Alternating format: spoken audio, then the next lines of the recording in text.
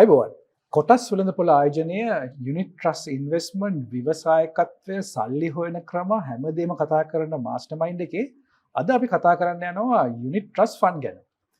Unit trust investments කොහොමද කරන්නේ? කොයි විදිහටද ඔයා පටන් ගන්න ඕනේ? යුනිට් ට්‍රස් ඉන්වෙස්ට්මන්ට් කියන්නේ ඇත්තට මොකද්ද? අපි ඒ ගැන කතා කරන්න ආරාධනා කරා නලින් සදීෂ්, පෝර්ට්ෆෝලියෝ මැනේජර් කෙනෙක්. නලින් සාදරයෙන් පිළිගන්නවා අපේ මාස්ටර්මයින්ඩ් ප්‍රෝග්‍රෑම් එකට අද හම්බෙන්නේ. ඉතින් නලින් දැන් මට නලින්ව හම්බෙන්නේ වචනේ 2012 වගේ අවුරුදු මතෙන් 10කට 15කට කලින්. ඒකට අපි කොටස් වෙළඳපොළ ආයෝජන උපදේශකවරු විදිහට හම්බ වෙනවා. ගොඩක් හිතවත් වෙනවා. ඒ යාළුකම දිගින් දිගටම තියාගත්තා ඉන්ඩස්ට්‍රි එකේ. ඉතින් අවුරුදු ගානක යාළුකමත් එක්ක නලින් මට දවසක හම්බ වෙලා අපි කතා කරා මේ කොටස් වෙළඳපොළ ආයෝජනය, යුනිට් ට්‍රස්ට් ඉන්වෙස්ට්මන්ට් ආයෝජනය කියන සමහර ආයෝජකයෝගේ වැරදි මත තියෙනවා. සමහර දේවල් තේරෙන්නේ. ඒත් එක්ක නලින් මම හිතන්නේ කොටස් වෙළඳපොළ ආයෝජනයේදී ස්ටොක් එක්ස්චේන්ජ් එකත් එක්කත් ප්‍රෝග්‍රෑම්ස් වගේක් කරනවා. ඉතින් නලින්ට ආරාධනා කරේ විශේෂයෙන්ම මේ ඔබේ යුනිට් ට්‍රස්ට් සම්බන්ධ තියෙන ප්‍රශ්න වලට උත්තර ලබා දෙන්න.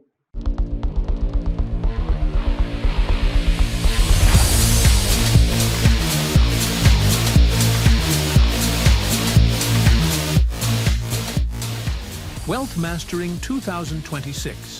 Invest in 5 boxes for your financial freedom. Limited seats available. Reserve yours now. Nalin දැන් ප්‍රශ්නයක් මටත් තිබ්බා. අපි ඉනිෂියලි ඉන්වෙස්ට්මන්ට් ඇඩ්වයිස් එහෙම නැත්නම් ස්ටොක් බ්‍රෝකර් කෙනෙක් ඉඳන් ෆන්ඩ් මැනේජර් කෙනෙක් විදිහට ඔයා ට්‍රාන්ස්ෆර් වෙන්නේ කොහොමද? දැන් කොහොමද ඒක වෙනස් වෙන්නේ කොහොමද? ඒත් එක්කම දැන් ඊදස්ල ඔයා ට්‍රේඩින් කරනවා. රයිට්, මෙතන අපි ෆන්ඩ් එකක් මැනේජ් කරනවා. මේ ට්‍රාන්ස්ෆර්මේෂන් එක කොහොමද ඔයා කරේ? ඇත්තම කිව්වොත් රොෂාන් අපි දෙන්නම ඉන්වෙස්ට්මන්ට් ඇඩ්වයිසර්ලා ඉද්දී අපිට තිබ්බ ප්‍රධානම කාර්යයක් තමයි ට්‍රේඩ් එක්සිකියුෂන් සහ ලංකාවේ තියෙන ස්වභාවය තමයි බොහෝ ඉන්වෙස්ටර්ස් ලගේ ඔවුන් කැමති පොඩක් ෂෝට් ටර්ම් ට්‍රේඩින් ගන්න. නමුත් මට තේරිච්ච දෙයක් තමයි අපි ස්ටොක් මාකට් ඉන්වෙස්ට් කරද්දී මූලික වශයෙන් අපි බලන්න ඕනේ අපි ලොන්ග් ටර්ම් පර්ස්පෙක්ටිව් එකක් තියෙන්න ඕනේ. කියන්නේ අපි අවධානය යොමු කරන්න ඕනේ ඇසට් ඇලොකේෂන් එක ගැන, රිස්ක් මැනේජ්මන්ට් එක ගැන. ඒ වගේම ලොන්ග් ටර්ම් පෝර්ට්ෆෝලියෝ කන්ස්ට්‍රක්ෂන් එකක් දීලා ක්ලයන්ට් කෙනෙක්ට කොහොමද කන්සිස්ටන්ට් පර්ෆෝමන්ස් එකක් දෙන්නේ කියලා. ඉතින් ඒක මට අවශ්‍යතාවය තිබ්බා. ඉතින් මගේ ජර්නි එකේදී ඉතින් මම ඉස්ලාම ඉන්වෙස්ට්මන්ට් ඇඩ්වයිසර්ලා හිටියා අවුරුදු 7ක් විතර LOC ආයතනයේ. ඊට පස්සේ මට මගේ MBA එක කරාට පස්සේ මට අවස්ථාව හම්බුණා LOC ආයතනයේ මට අවස්ථාව දුන්නා රිසර්ච් ඩිපාර්ට්මන්ට් එකට සම්බන්ධ වෙන්න. මම එතන සේවය කරා අවුරුදු 5ක් විතර. ඉතින් මට ලැබිච්ච ඒ රිසර්ච් පැත්ත සහ ඉන්වෙස්ට්මන්ට් ඇඩ්වයිසර් පැත්තත් එක්ක මට හැකියාව තිබ්බා. මට අවස්ථාව දුන්නා ඇසෙට් ට්‍රස්ට් මැනේජ්මන්ට් ආයතනයේ පෝර්ට්ෆෝලියෝ මැනේජර් විදියට. ඉතින් මේකේ තියෙන ප්‍රධාන වෙනසක් විදිහට මම දකින්නේ ඔබ ඉන්වෙස්ට්මන්ට් ඇඩ්වයිසර් කෙනෙක් විදිහට ඉඳිද්දී අපිට ඉන්ඩිවිජුවල් ක්ලයන්ට් ලගේ ෂෝට් ටර්ම් රික්වයර්මන්ට් සැටිස්ෆයි කරන්න සිද්ධ වෙන බොහෝ අවස්ථාවන්වල.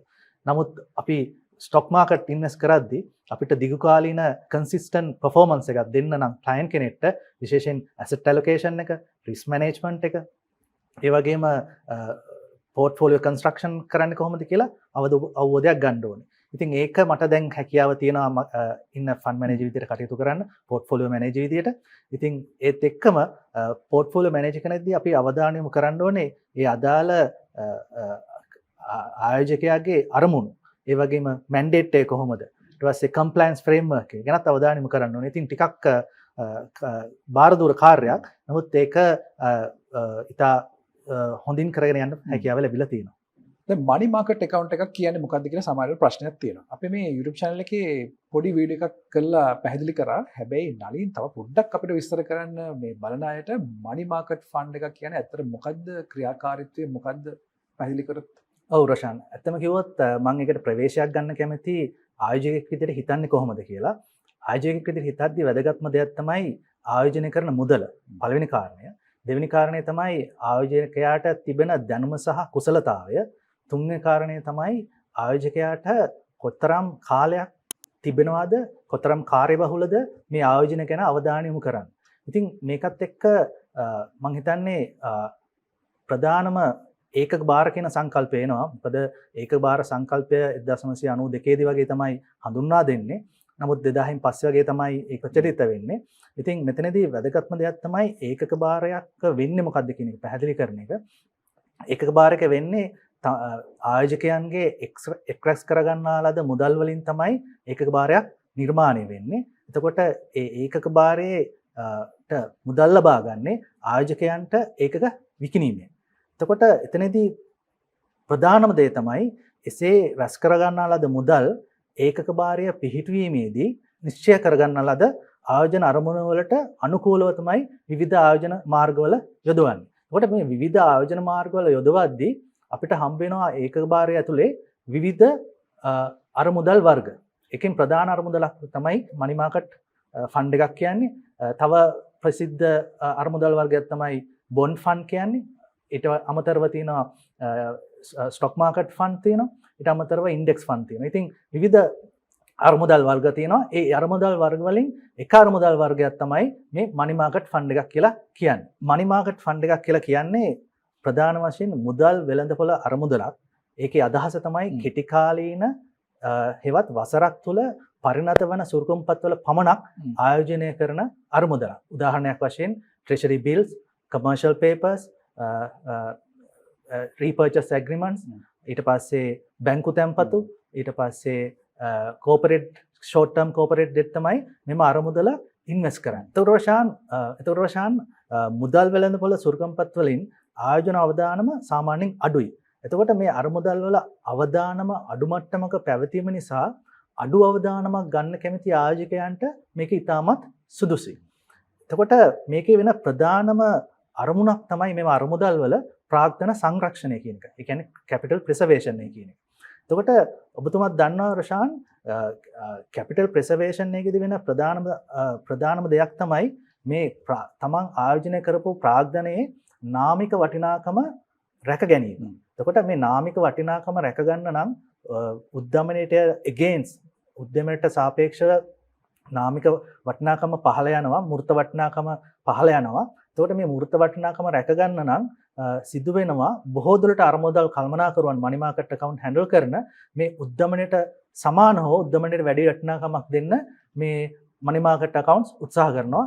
දැනට තියෙන වර්තමානයේ තියෙන ඒකක භාරවල තිබෙන money market account වල සාමාන්‍යයෙන් 8%ට හෝ ඊට වැඩි ආසන්න අගයක් ලබා දෙනවා කියලා කියන්න පුළුවන්. මේ money market account වල රෂාන් ප්‍රධාන කාර්යයන් දෙකක් වෙනවා.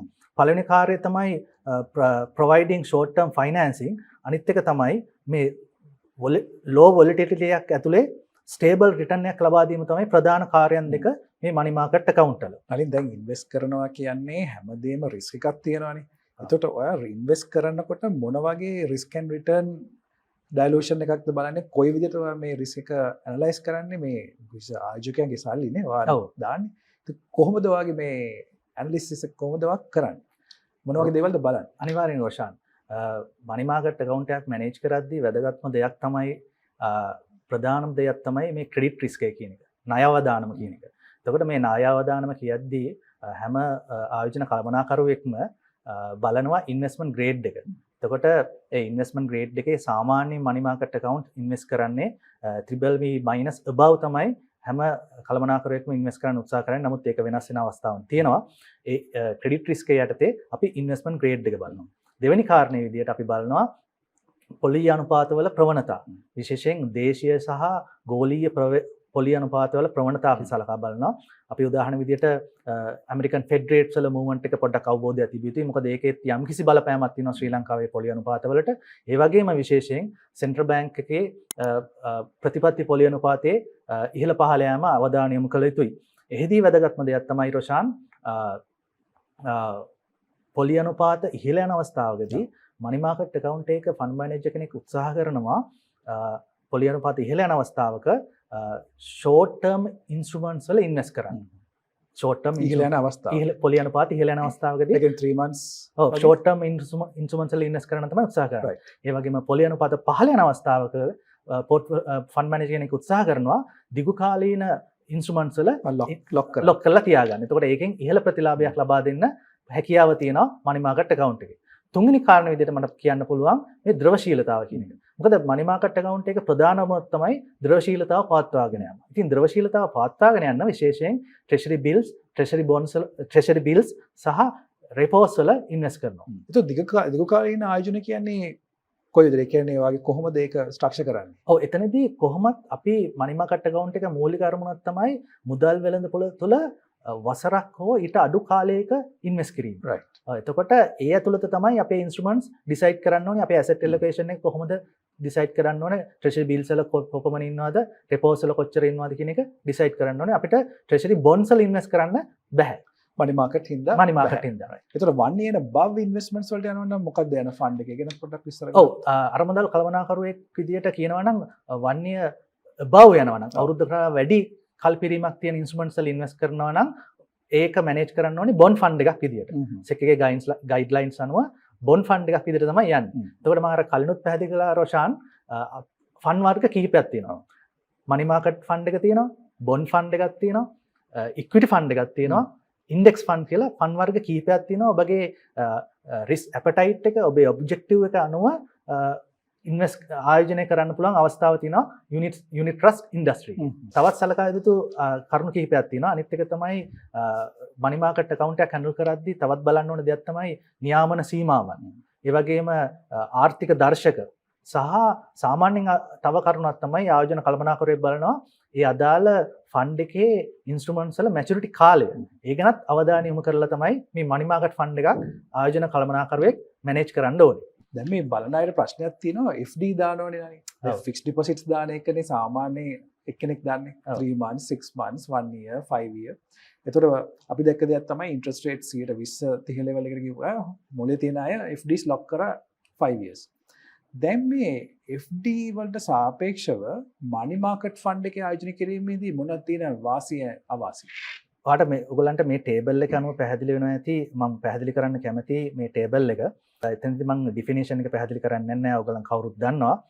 එතනදී ප්‍රතිලාභය ගැන පැහැදිලි කරනවා නම් ප්‍රතිලාභය ගැන කියද්දී වැදගත්ම දේ තමයි money market fund එකක් වෙළඳපොළ අනුපාතයන්ට අනුව වෙනස් වෙන ප්‍රතිලාභයක් තියෙන. ඒ කියන්නේ සුළු වෙනස් වීමක් තියෙන්නේ. බොහෝ දුරට treasury bill rate එකට ආසන්න ප්‍රතිලාභයක් ඔයාලට ලබා ගන්න පුළුවන්.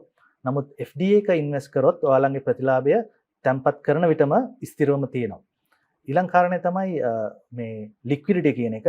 ඔයාලන්ට money market account එක ඕනේ වෙලාවක හෝ ඒකෙන් partially ප්‍රමාණයක් ඕනේ වෙලාවක withdraw කරගන්න පුළුවන්. බොහොමයක් තියෙන ලංකාවේ තියෙන unit trust funds වල උදේ 9ට කලින් ඔබ දැනුම් දුන්නොත් එදා දවසේම වගේ ඔයාලට ඒ withdrawal එක කරගන්න පුළුවන්.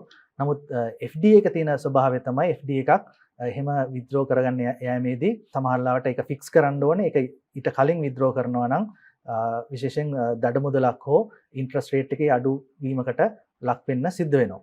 ඊළඟ තමයි risk level එක. risk level එක සාමාන්‍යයෙන් ඉතාමත් අඩු level එකක තමයි money market account වල තියෙන්නේ. FD ගැන සඳහන් කරනවා නම් FD very low. කියන්නේ මේක සුදුසු වෙන්නේ return එක guarantee කරනවා backed by the bank. ඒ වගේම 10 එක ගැන කියනවා නම් 10 එක money market account වල flexible. මෙහෙම maturity කාලයක් නැහැ. ඔයගලන්ට ඕන වෙලාවක withdraw කරගන්න පුළුවන්. නමුත් ඔබ FD එක ඉන්වෙස්ට් කරොත් ඔබ මාසයේ සිට අවුරුදු 5 දක්වා ෆික්ස් කරලා ඒ කාලය තුලත ඔබ සිටිය යුතුයි ඔබගේ ප්‍රතිලාභයන් ලබා ගන්න. ඊළඟ කාරණේ තමයි මේ accessibility කියන එක. accessibility එක ගත්තොත් unit trust සහ බැංකු වල මේ money market account තියෙනවා. සාමාන්‍යයෙන් වැඩි අගයක් ලබා දෙන්නේ unit trust ආයතන වශයෙන්. FD එකක් ගත්තොත් බොහෝ දුරට ඔබ FD එකක් දානවා නම් බැංකුවක් හෝ license financial company එකට යා යුතුයි. එතකොට අවසාන වශයෙන් කියනවා නම් මේක තාමත් සුදුසු වෙන්නේ money market account එකක් විශේෂයෙන් liquidity management එකක් තියෙන නිතරම මුදල් අවශ්‍ය වෙන පුද්ගලයන්ට.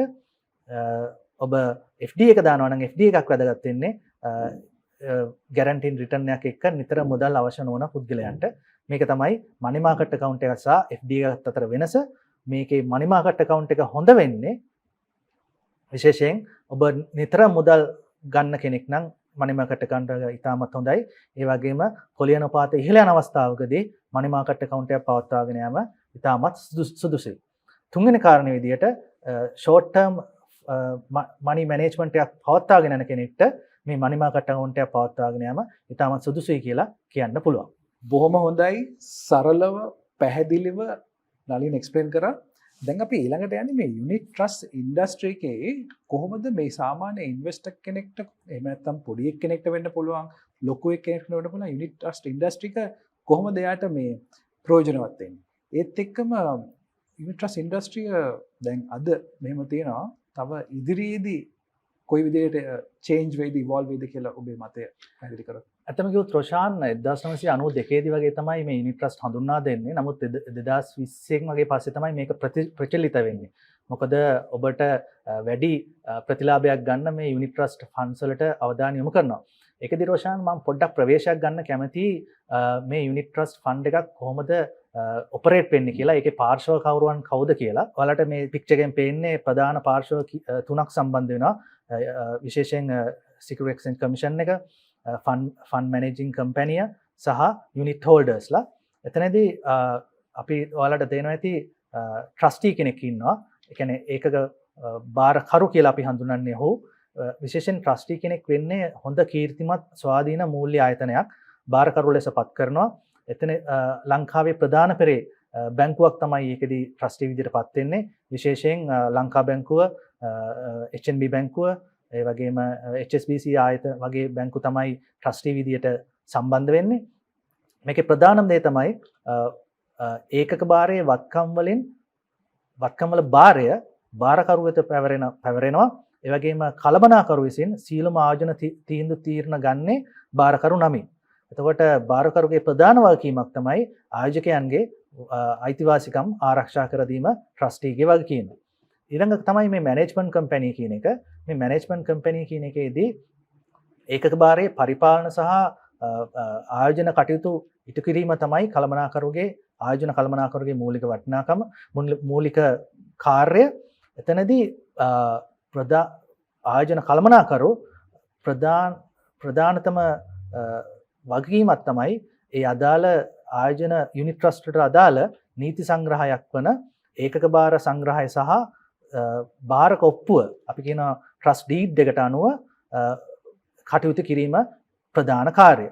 ඒ වගේම තමයි මැනේජ්මන්ට් කම්පැනියේ මූලික ප්‍රවර්ධක ලෙස ක්‍රියා කිරීමත්, ඒ වගේම ඒකක මහජනතාවට අලෙවි කිරීමත් තවත් වැදගත් කාර්යයක් කියලා කියන්න පුළුවන් මැනේජ්මන්ට් කම්පැනි. තුන්වෙනිට සම්බන්ධ වෙන්නේ ඔයාලට මේ පික්චර් එකේ පේනවා යුනිට් හෝල්ඩර්ස්ලා. එතකොට මේ යුනිට් හෝල්ඩර්ස්ලා කියන්නේ ඒකක භාරයක් සතු අරමුදලක ඒකක මිලට ගන්නා ආයෝජකයන්. එතකොට මේකේ වෙන්නේ අරමුදලක තියෙන ප්‍රතිලාභය අවසාන වශයෙන් බෙදා හරින්නේ මේ ඒකක හිමියන්ට. මේකදී රොෂාන් තව දෙයක් කියනවා නම් මේක මම මේකේ භූමිකාව ගැන යුනිට් ට්‍රස්ට් ෆන්ඩ් ගැන කියනවා නම් ඒකේ ප්‍රධාන වශයෙන් මම පොඩි කොටස් කිහිපයකට වෙන් කරන්න කැමති. කුඩා ආයෝජකයන්ට සහ මහා පරිමාණ ව්‍යාපාරවලට සහ පුද්ගලයන්ට කොහොමද බලපාන්නේ කියලා. විශේෂයෙන් කුඩා ආයෝජකයන්ට තියෙන වාසිය තමයි ඉතාමත් සුළු මුදලකින් මේ මනි මාකට් ෆන්ඩ් එකකට සම්බන්ධ වෙන්න පුළුවන්. රුපියල් 10000 අතර ප්‍රමාණයකින් ප්‍රවේශ වීමේ හැකියාව තියෙනවා මේ මනි මාකට් ෆන්ඩ්ස් වලට. දෙවෙනි කාරණය තමයි ප්‍රොෆෙෂනල් මැනේජ්මන්ට් කියන එක. මේක ඔබ වෙනුවෙන් කළමනාකරණය කරන්නේ මේ සම්බන්ධයෙන් දැනුමක්, අවබෝධයක්, කුසලතාවක් තියෙන ප්‍රොෆෙෂනල් ෆන්ඩ් මැනේජර් කෙනෙක් තමයි මේ මනි මාකට් account එක පරිපාලන මැනේජ් කරන්නේ. තුන්වෙනි කාරණය තමයි විවිධාංගීකරණය. ඔබට ඔබගේ පෝර්ට්ෆෝලියෝ එක ඩයිවර්සිෆයි කරගන්න පුළුවන් මේ මනි මාකට් account එක ඉන්වෙස්ට් කරලා. විශාල ආයෝජකයන් සහ සමාගම් ගැන කියනවා නම් ප්‍රධානම දේ තමයි විශේෂයෙන් සමාගම් වල සහ පුද්ගලයන්ට අපි කියන හයි net worth පුද්ගලයන්ට මේ මනි මැනේජ්මන්ට් එක අවශ්‍යයි. එතකොට මේ මනි මැනේජ්මන්ට් එක අවශ්‍ය පුද්ගලයන්ට පුළුවන් මනි මාකට් account එකක් හරහා ඔවුන්ගේ නිතර මුදල් අවශ්‍යතාවය කාරක පාග්දන අවශ්‍යතා ඉෂ්ට කරගන්න පුළුවන් මේ මනි මාකට් account එකක් හරහා. දෙවෙනි කාරණය තමයි ටැක්ස් කාර්යක්ෂමතාවය. ඔබට net return එකක් තමයි හම්බ වෙන්නේ මනි මාකට් accounts වලදී. එතකොට ඒ අවශ්‍යතාවයත් සපුරා ගන්න පුළුවන් දෙවෙනි කාරණේ විදියට. තුන්වෙනි කාරණේ විදියට ඔබට අභිරුචිය තියෙන අවශ්‍යතාවයන්ට අනුව මේ මනි මාකට් account එකත් මනි මාකට් account එකේ ඉන්වෙස්ට් කරලා තමන්ගේ ආයෝජන කල්පනාකරණය කරගැනීමේ හැකියාව තියෙනවා මේ යුනිට් ට්‍රස්ට් හරහා. අනිත් පැහැදිලි මට මතක් වෙනවා මේ ඕනම ව්‍යවසායකයෙක් රස්සාව කරන කෙනෙක් වුණත් ප්‍රශ්නයක් තියෙනවා කොහෙන්ද වැඩේ පටන් ගන්න කියලා. ඉතින් මේ මම මේ ලියාගෙන යනවා පොතක්. ඒ පොතේ මේ ඉන්වෙස්ටිං 5 boxes එකේ පළවෙනි දේ තමයි මේ FD and money market investments කියන එක. එතකොට මේ බලන් ඉන්න කෙනෙක් ඉන්නවා නම් ඔයා money market ගැන දන්නේ නැත්නම් මොකද්ද කරන්න ඕනේ? නලින්ම සම්බන්ධ කරගන්න. ඉතින් first box එක පුරවලා තමයි ඊළඟට යන්නේ. ඊළඟට මේ ලොකු ක්‍රියාවලියක් තියෙනවා. සරලව කිව්වොත් අපි මේ FD money market concept එක තමයි ඔයගොල්ලන්ට මේ ඔලුවට දාන්න හදන්නේ. ඒ නිසා නලින් පොඩ්ඩක් කියන්නකෝ කොහොමද ඔයත් එක්ක සම්බන්ධ වෙන්නේ? ඔයත් එක්ක unit trust account එකක් open කරන්න පුළුවන්ද? ඔයගොල්ලෝ ආගේ ආයතනෙත් එක්ක ඒ ගැන පොඩ්ඩක් විස්තර ඔවරෂාන් මම දැනට පෝට්ෆොලියෝ මැනේජර් කෙනෙක් විදිහට කටයුතු කරනවා ඇසෙට් ට්‍රස්ට් මැනේජ්මන්ට් ආයතනයේ. ඉතින් ඔයාලට මාව සම්බන්ධ කරගන්න පුළුවන්. මගේ දුරකථන අංකය 077 23 83 209. කළ මේ නම්බරෙත් අපි පල්ලෙහා ඩිස්ක්‍රිප්ෂන් එකේ දාන නලින් ඔන්න ඔයාලට කෝල්ස් ටිකක් එයි. කට්ටිය සූදානම් වෙලා ඉන්න. ඒතකොට මනි මාකට් ඔයා සරලව ඉගෙන ගන්න කැමති කෙනෙක් නම් වැඩේ පටන් ගන්න දැන් බය වෙන දෙයක් නැහැ. මේ ගොඩක් අය දන්නේ නැහැ මේ සල්ලි ඉතුරු කරන හැටි, වර්ධනය කරන හැටි, ධනය ගොඩනගා ගන්න හැටි. ඉතින් මම හිතනවා මම හිතන්නේ ඔයා එක්ස්ප්ලেইন කරපු විදිහට ඊළඟට තියෙන ගැටලුව තමයි දැන් මොන වගේ ස්ට්‍රැටජි එකක්ද ෆන්ඩ් මැනේජර් කෙනෙක් පාවිච්චි කරන්නේ. දැන් ඉන්ට්‍රස්ට් රේට්ස් ඔයා කිව්ව උඩට යනවා. ඊට පස්සේ සමහරට ෆන්ඩ් එකේ ඉන්ට්‍රස්ට් රේට්ස් උඩට යනවා. ඒතර ඉන්ට්‍රස්ට් රේට්ස් පල්ලෙහාට ආවම යුනිට් හෝල්ඩර්ස්ලා සමහරට කියනවා මගේ ඉන්ට්‍රස්ට් රේට් එක අඩුයි ඔය වගේ දේවලුත් තියෙනවා. ඉතින් ඒත් එක්කම කොහොමද ඔයා දකින්නේ ඉන්ට්‍රස්ට් යුනිට් ට්‍රස්ට් ඉන්ඩස්ට්‍රි එකේ රිටර්න්ස් කොයි වගේ යයිද මේ ගැන පොඩ්ඩක් පැහැදිලි කරොත්. ඔවරෂාන් මේකදී බලන්න ඕනේ ප්‍රධාන කරුණු දෙකක් තියෙනවා. ප්‍රධාන කරුණු පළවෙනි කාරණේ විදිහට කියන්න පුළුවන් ග්ලෝබල් ඉන්ට්‍රස්ට් රේට් සයිකල් එක ගැන බලන්න ඕනේ. විශේෂයෙන් ලංකාවේ සහ විදේශීය විශේෂයෙන් ෆෙඩ් රේට්ස් මූවමන්ට් එක බලන්න ඕනේ. මෙතනදී කියන්න පුළුවන් ප්‍රධාන දෙයක් තමයි ලෝකයේ තියෙන බොහොමයක් සෙන්ට්‍රල් බැංක්ස් ඔවුන්ගේ ඉන්ට්‍රස්ට් රේට් එක දැන් නෝමලයිස් කරගෙන යනවා. හෝ කට්ටයක් දෙන්න තමයි හදන්නේ. ඒක ලංකාවෙත් යම්කිසි අවස්ථාවක් තියෙනවා. නමුත් අපි විශ්වාස කරනවා මේ මට්ටමේම අපේ සෙන්ට්‍රල් බැංක් එකත් මේ ඉන්ට්‍රස්ට් රේට් එකම පවත්වා ගන්න උත්සාහ කරයි කියලා ඉන්ෆ්ලේෂන් එකේ යම්කිසි ස්පයික් එකක් තිබ්බත්.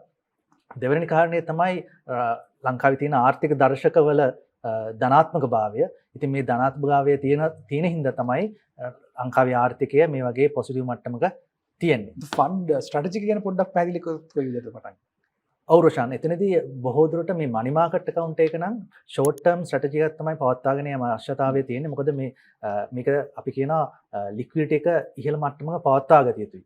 ඒකෙන් හින්දා මම විශ්වාස කරනවා මනි මාකට් account එක ෆන්ඩ් මැනේජර් කෙනෙක් බොහෝ ෆන්ඩ් මැනේජර්ස්ලා කරන්නේ මේ short term strategy එකක් පාවිච්චි කරයි ඔවුන්ගේ liquidity එක පවත්වාගෙන යන්න.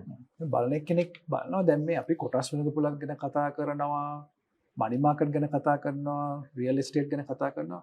මේ කොහොමද මේ බැලන්ස් පෝර්ට්ෆෝලියෝ එකක් හදාගන්නේ? ඔවරෂාන් මම හිතන්නේ ඒකටම හොඳම උදාහරණය තමයි ඔබතුමා ඉදිරිපත් කරන මේ 5 boxes theory එක. ඉතින් ඒකම අපිට ඇප්ලයි කරගන්න පුළුවන් නම් බැලන්ස් පෝර්ට්ෆෝලියෝ එකක් හදද්දී ඒක ඉතාමත් හොඳ ක්‍රියාවක් කියලා ෆයිනෑන්ෂියල් ලිටරසි එක වැඩි වෙන්න කියලා මට පැහැදිලි කරන්න පුළුවන්. විශේෂයෙන් ඔබ බැලන්ස් පෝර්ට්ෆෝලියෝ එකක් බිල්ඩ් කරනවා නම් ඔබගේ ආයෝජක අරමුණු නිර්වචනය කරගන්න. ඒක කෙටි කාලීන දිගු කාලීනද කියන එක. කෙටි කාලීනන් මොන වගේ ද්‍රවශීලතාව පවත්වාගෙන යනවද? දිගු කාලීනව නම් මොන ෆන්ඩ්ස් වලද ඉන්වෙස්ට් කරන්න කියලා අවධානය යොමු කරන්න ඕනේ. එහිදී ඔබට පුළුවන් විශේෂයෙන් යුනිට් ට්‍රස්ට් ඉන්ඩස්ට්‍රි එකේ තියෙන මනි මාකට් account එකකින් ඉන්වෙස්ට් කරන්න. ඊට පස්සේ ඔබට අවශ්‍ය නම් කැපිටල් ප්‍රිසර්වේෂන් එකට අමතරව යම්කිසි ආදායම මාර්ගයක් එතනදී පුළුවන් බොන්ඩ් ෆන්ඩ් එකකට ඉන්වෙස්ට් කරන්න. ඔබට කාලයේ ශ්‍රමය නැත්තම් ස්ටොක් මාකට් එක ගැන බලන්න ඉක්විටි ෆන්ඩ් එකකට ඉන්වෙස්ට් කරන්න පුළුවන්.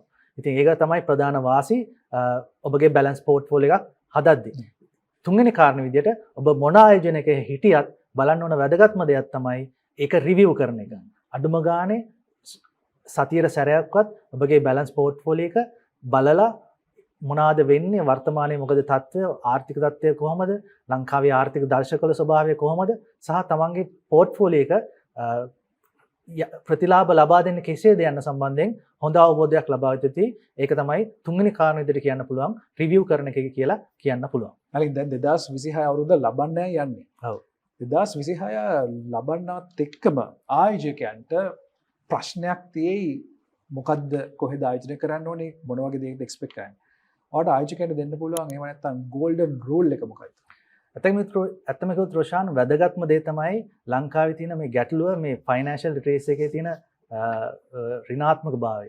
ඉතින් ඒක හින්දා ෆයිනෑන්ෂල් ලිටරසි එක ඉම්ප්‍රූව් කර ගැනීම තමයි ඩිසිප්ලින් එකක් ඇතුව ඉම්ප්‍රූව් කර ගැනීම තමයි වැදගත්ම දේ. එතකොට මේ ෆයිනෑන්ෂල් ලිටරසි එක ඉම්ප්‍රූව් කරගන්න ආයෝජක විදියට ඔයගලන්ට අවස්ථාව තියෙනවා විශේෂයෙන් ස්ටොක් එක්ස්චේන්ජ් එක සහ සිකියුරිටි එක්ස්චේන්ජ් කමිෂන් එකේ තියෙන පාඨමාලාවට සම්බන්ධ වලට ඊට අමතර රොෂාන් ඔබතුමාගේ තියෙන මේ වෙල්ත් බිල්ඩින් පාඨමාලාව වලට සම්බන්ධ වෙන්න පුළුවන් නම් ඒ පාඨමාලාවලට සම්බන්ධ වෙලා ඔබගේ ෆයිනෑන්ෂල් ලිටරසි එක වැඩි කරගෙන ඒ වගේ දේවල් කරලා බැලන්ස් පෝර්ට්ෆෝලියෝ එකක් හදාගන්න පුළුවන් නම් මම හිතන්නේ 2026 දී ඔයාලට ඉහළ ප්‍රතිලාභයක් ලබා ගන්න පුළුවන් වෙයි කියලා මම විශ්වාස කරනවා. බොහොමත් ස්තුතියි නලින්. ඔයගේ වටිනා කාලය සහ දැනුම අපේ මාස්ටර්මයින්ඩ් ග්‍රාහකයන් එක්ක බෙදාගත්තට ඉතින් තවත් වටිනා වීඩියෝ රැගෙන අපි ඉදිරියේදී එන්න බලාපොරොත්තු වෙනවා. ඔයගොල්ලන්ගේ ප්‍රශ්න ගැටලු තියෙනවා නම් පල්ලෙන් කමෙන්ට් කරන්න නලින් පුළුවන් නම් උත්තර දෙයි. ඒත් එක්කම නලින් එක්ක සම්බන්ධ වෙන්න. ඔබ දන්නවා ඔහු පළපුරුදු තියෙන පෝර්ට්ෆෝලියෝ මැනේජර් කෙනෙක්, එක්ස්පීරියන්ස් තියෙන. ඉතින් නලින් ඔයාලට උදව් කරයි ඔයාගේ යුනිට් ට්‍රස්ට් ෆන්ඩ් එක සහ දේවල් කරගන්න. ඉතින් තවත් වටිනා වීඩියෝ එකකින් රැගෙන අපි යලිත් හමු වෙමු.